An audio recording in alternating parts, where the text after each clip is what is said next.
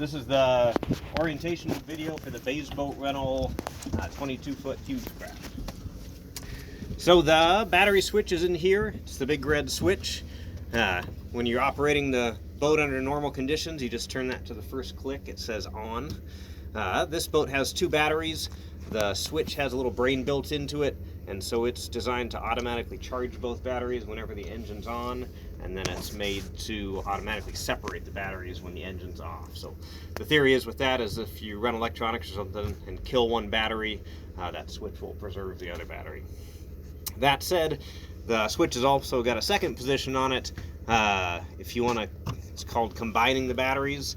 If you turn it to that second combined battery position, it ties both those batteries in. So if the electronics in there went dark or the engine wouldn't start, you can try turning that switch to a second click to tie everything together.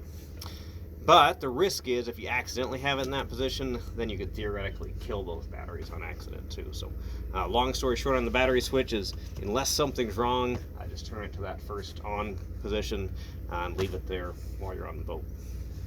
There are also a couple of resettable breakers in here. One's for the cabin electronics up top, it's got a label, and the lower one's for the windlass.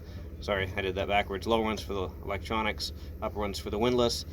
If one of those pops, you'll see that little yellow tab comes out. So to reset that, you just push it back in and you're reset. Next slide.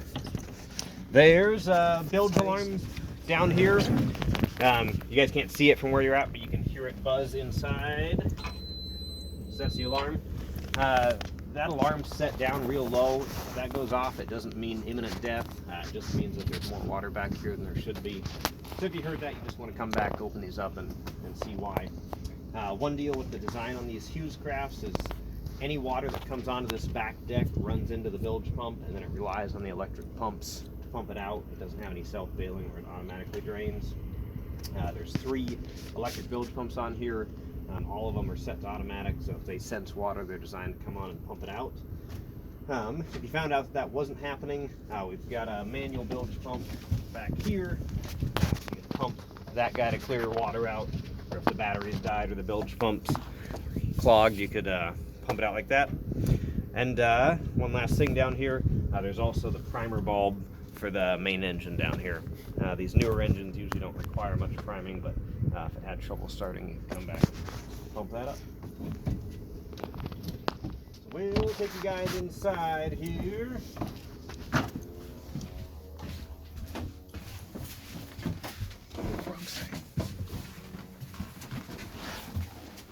So running the engine, just make sure it's all the way down first, and then just turn the key to start. There's no choke or adjustment on that. Just turn and let it crank, and it will automatically adjust mixtures. It's always a good idea to start this kind of first thing when you get on the boat, so it's got a little bit of time to warm up. There again, these new engines aren't as finicky as the old ones had been, but there's a risk if you don't let this warm up that when you go to shift, pulling out of the stall, it could die, and then you're careening across the harbor. So just first thing when you get on here, start it up. There are 2 electronic screens on here. These are both combination fish finders and chart plotters. Either one can be used for either function. To start each of those, you just press and hold the power buttons. They beep.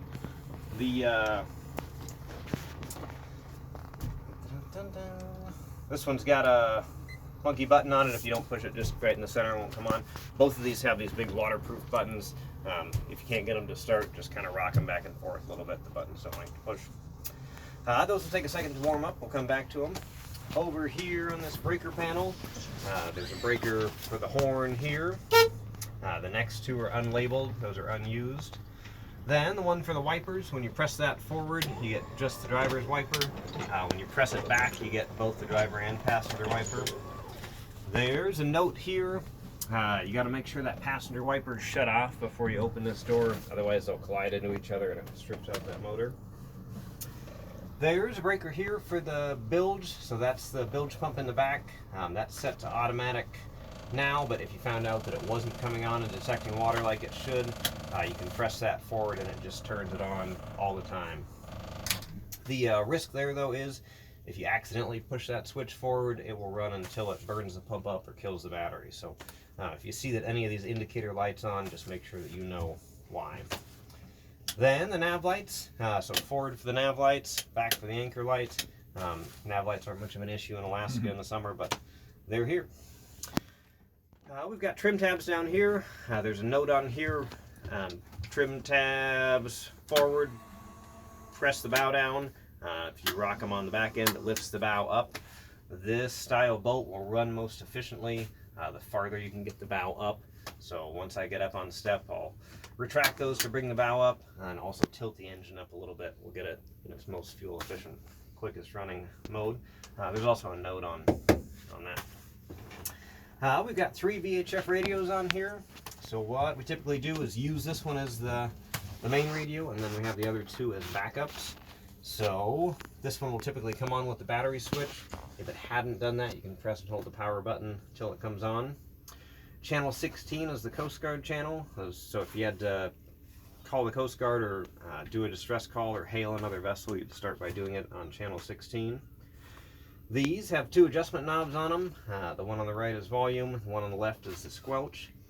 So to adjust the squelch, which is basically the sensitivity of the radio, you turn that squelch knob counterclockwise until it squelches, and then up just enough to silence it as your maximum receptive power. People have a bad tendency to assume that more is better on all these knobs, so we'll turn the squelch all the way up and then you can't hear anybody else. This VHF is linked into the GPS. It might be tough to see from where you're at, but it's reading out our latitude and longitude there.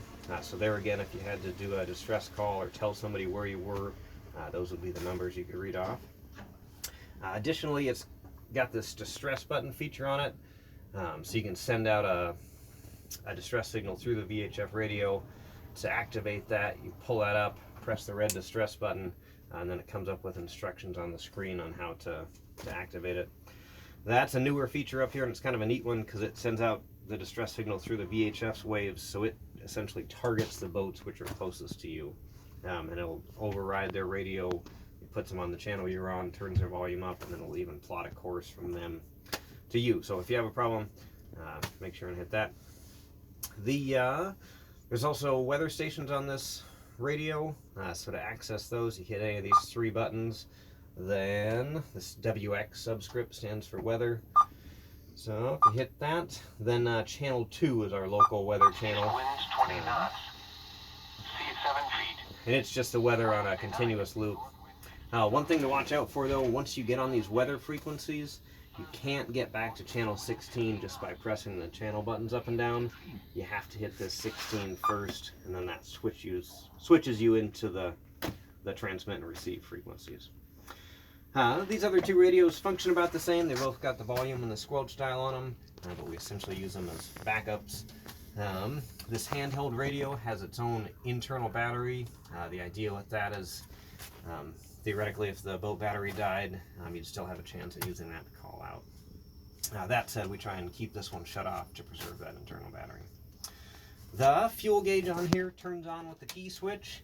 It's about a 75-gallon tank. Typical burn in a day has been sort of 30 to 50 gallons.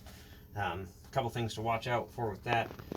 It will only read accurately when the boat's level and stopped. When it's up on step, it essentially reads full all the time. That's about it for here. We'll take a look at the screens. So this is the home screen, which comes up when you start it. This larger unit is a touch screen, so it functions like a phone or an iPad. So, Thank you. So we'll, and what I typically do is run this larger one as a dedicated chart plotter, and then the smaller one is a dedicated sonar. They can do either or though, so if you found out that this one died or whatever, you can use that one to navigate also. So we'll go to charts, and then navigation chart is the easiest to read. So hit that. That brings up this image. Then the center boat icon is us. So as we move the boat around, we'll see that move around the chart.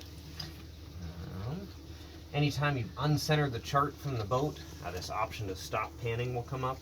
So to get the chart recentered on you, you hit that, then the screen fixes on you, and it will also refresh with your movements.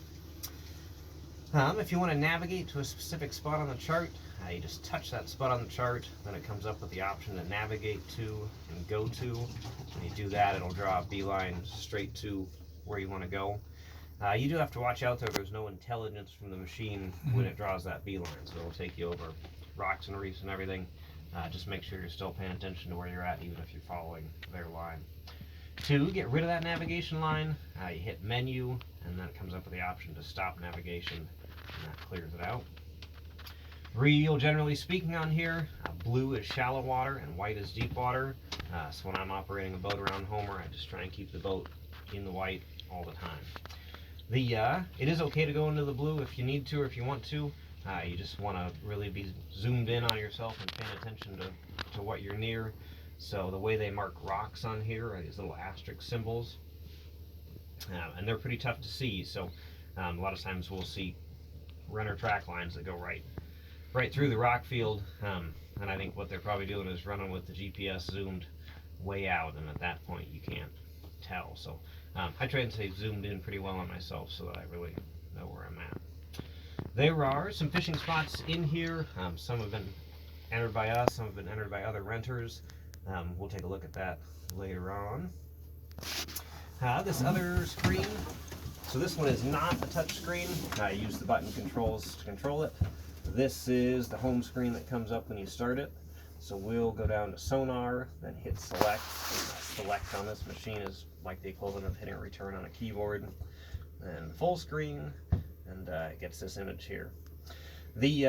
So you can also use this one as your backup navigation chart plotter. If you wanted or needed to do that, go to the home screen, up to charts again. Navigation chart is the easiest to read, and it essentially brings up an identical image to what we had over there.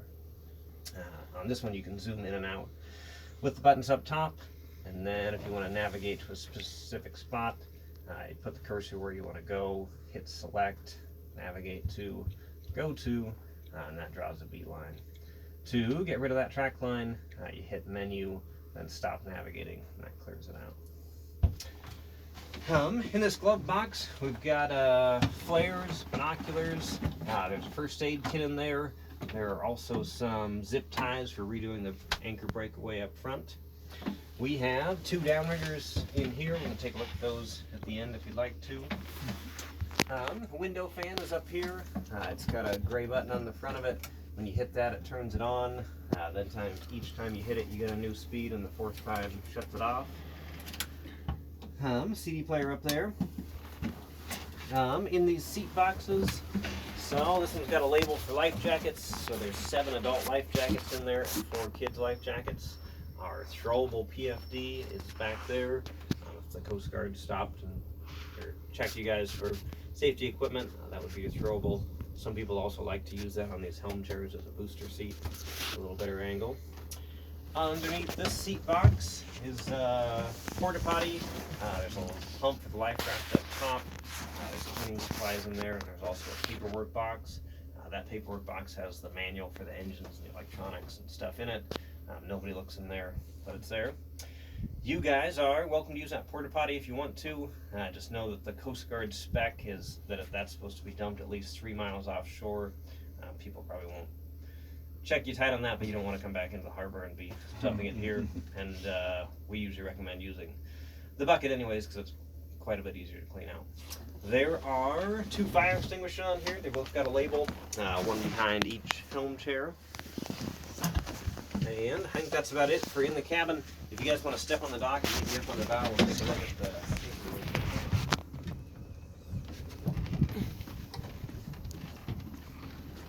Up here.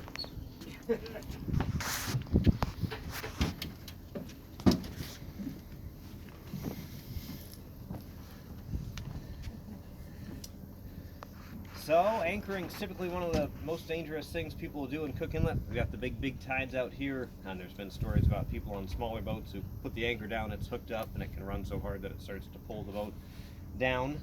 So we keep a dedicated anchor knife on the bow. If you guys get into trouble with the anchor, sometimes your best option is to just cut that anchor line and take the load off. There's about 300 feet of anchor line on here, about 20 feet of chain.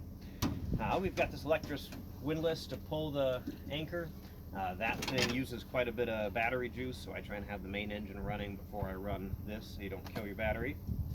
This will only pull the rope portion, so when you get to the chain you'd have to pull that last 20 feet in by hand. To use this, you'd bring the line across the top of the spool first, wrap it twice, and then when you pull with your hands and step on this foot switch, it'll engage it to lift. This winch is mounted on top of this big metal drum, so it sounds horrible when it runs, but that's just how they sound from the factory. So if you were using this, you'd come across the top, wrap twice, then you hit the switch there, pull, and it engages and lifts it. We rigged the anchor with this zip tie here. That's meant to be like a sacrificial breakaway. So the idea is if you got the anchor stuck in the bottom, theoretically you could pull hard enough to pull that zip tie, and then that changes the angle for how the anchor pulls out.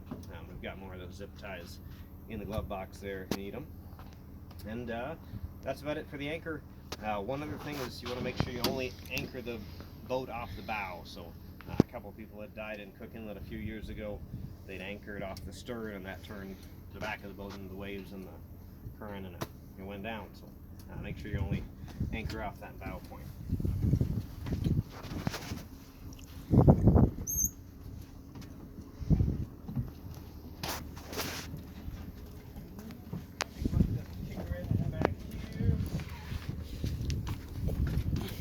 Might have to get there to get an angle on it. So to drop the kicker down, you press this gray lever here, then when you lift up and release, it'll fall down into place. There's a couple notes on here. It has to be in neutral before it'll let you start it, and it has to be idled all the way down before it'll let you shift. So this back gray knob on here is the shifter, so you want that in neutral and then idled down. This one's got a manual choke on it. Some days it needs a choke, some days it doesn't, depending on temperature. I'll usually pull it a couple times first with no choke. If it doesn't start, then you can pull that out to choke it, and that'll bang it off. To shut this down, you just press and hold that red button until it shuts off. To bring it back up, you flip that same gray lever up, then when you pull, it'll lock into place. Typically speaking, most of the runners won't use this to troll off of. The main engine goes slow enough. You're more than welcome to if you'd like to. Otherwise, it's just an emergency backup, essentially. We'll open up this box underneath you here. So in here we've got some downrigger balls and release clips. There's some chum bags, flashers for trolling. There's a line and tip for the harpoon, club, gaff, brush. The fuel cap is here. The trick on this is there's a button on the back of it you got to push before it'll let you open it up. Another trick on fueling this is when I'm doing it, I'll typically fold down that helm chair up front and turn the key to the auxiliary position. That lets you watch that fuel gauge. The vent for this is down here, and it's a good idea to ask the people at the fuel dock to give you an oil absorbed rag and just hold that over in case it gushes back a little bit. These boats aren't terrible about it, but there's always a chance for a couple ounces. That is that. The E-turb is mounted up here, so that's an emergency beacon. If that's triggered, it'll send out a distress signal in our location to the Coast Guard. To access it, there's instructions here on how to open up the case and turn it on. But basically, you just turn the blue dial counterclockwise, take the top off, pull the unit out, and then you hit the transmit button. And then that sends out a distress signal in your location to the Coast Guard. We always worry a little bit, though, that if somebody has a real emergency, they would just, for instance, activate the E-perb and then sit there and wait. But if you have a real emergency, you want to use all the options you've got. So you got that distress button on the VHF, the flare gun, cell phones, E-perb. If you have a real problem, just give them all you got. I'll grab a downrigger and set it up here and show you guys how that works.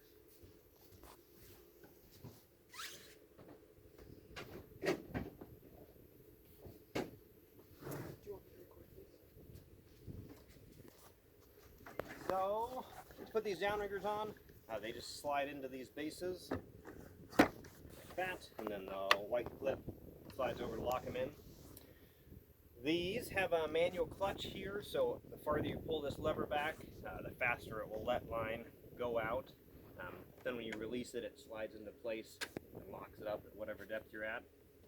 They have a manual counter on them up here, so as you let line out, you'll see that go down, and then as you crank it in, it'll also come back. They have a little lever here, so you can get better leverage. If you want to use that, go like that. Gives you a little more torque on the handle. You can adjust the rod holder up and down by twisting this dial and tilting it up and down. Sometimes these manual counters can get off by a little bit. They're not terribly accurate. So if you saw that this wasn't reading 0 when the ball was up, you can take this cap off, put that in the middle, and then just turn the blue dial to reset it back to 0 or wherever you want it. And that's about it for the downers. I think that's it.